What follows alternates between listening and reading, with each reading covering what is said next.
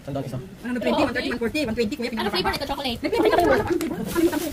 Flavor na? Ay, basta! Ano yun na lang? Moyo donut. Ayan. Laki-laki naman. Ngayon lang ako nakakita ng ganitong donut. Ayan, oh. Sobrang laki.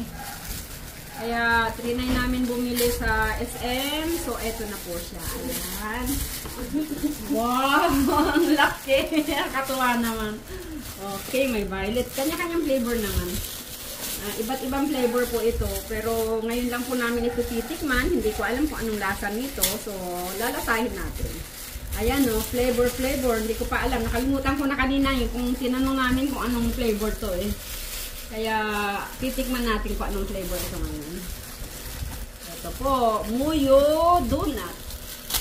Ayan po yung pangalan. Moyo Donut. Ayan. Tikman natin ang Moyo Donut. Okay. Try natin kainin. Ang sarap naman. May palaman pala sa ilalim. Ang laki. Oh! Wow, oh! Laki. May palaman sa loob. Ang sarap pala. Kaya pala, ang isa nito is 140, 120, 130. Depende po sa flavor. So, ang pinakamahal is 140. Ayan. Try na natin. Tikman natin. So, okay naman po. Masarap siya. Ayan. Muyo.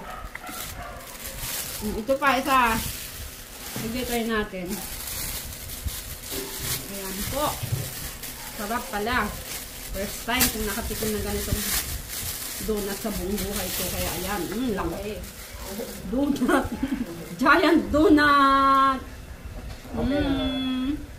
120.